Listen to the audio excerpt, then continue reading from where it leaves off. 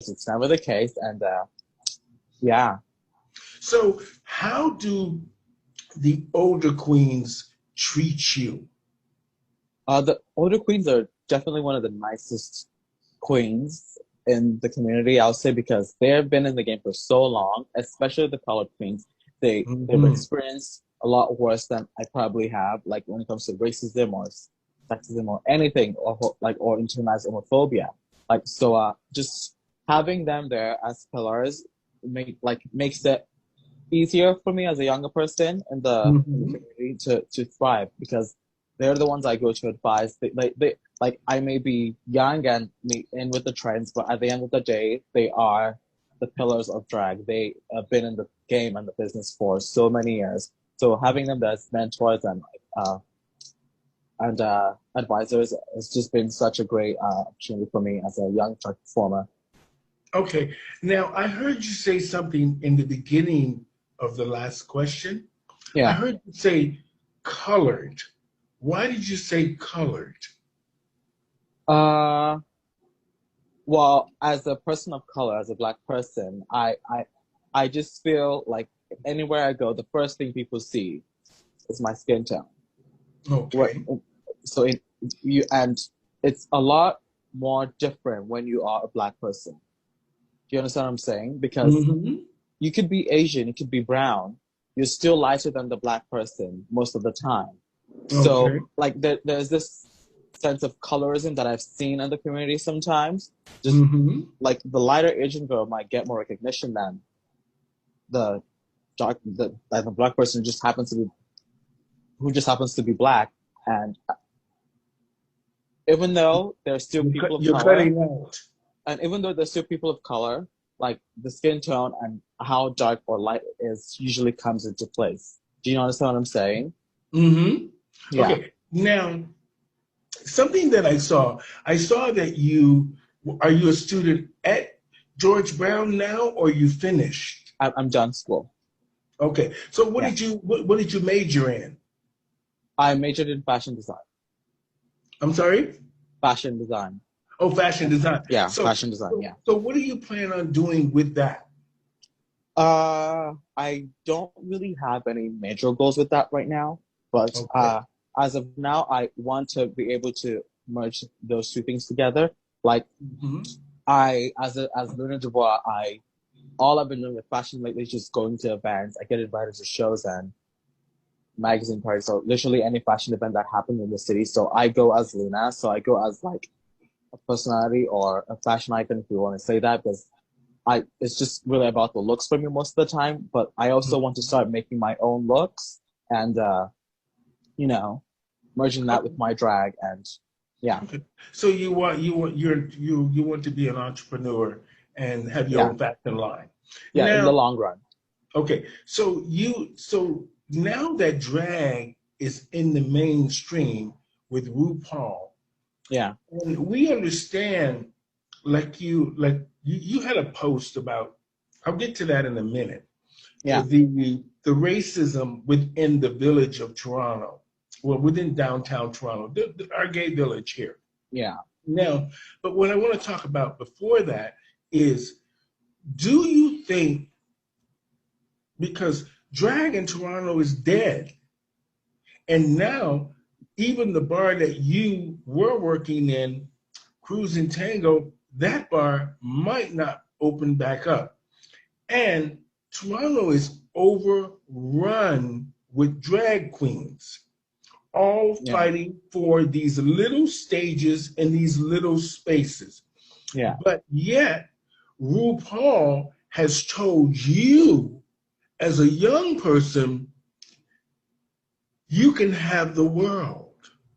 This stage is huge. This Hmm. come over here. But yet, do you think you can make a living with drag now in Toronto?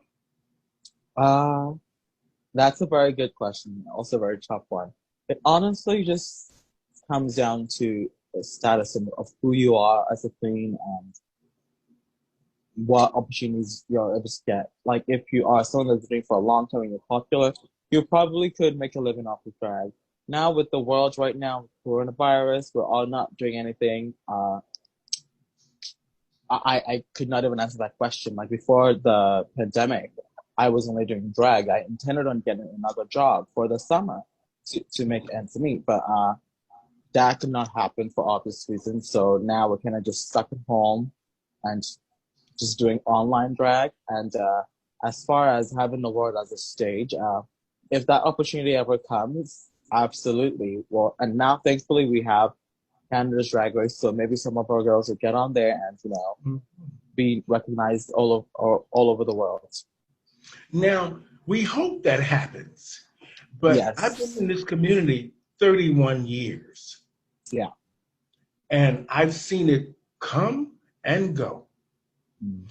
And now the reason I wanted to talk to you is because as a young person, I wanted to understand your experience of just being in the bars, how you fit in, how you feel about fitting in, how they treat you.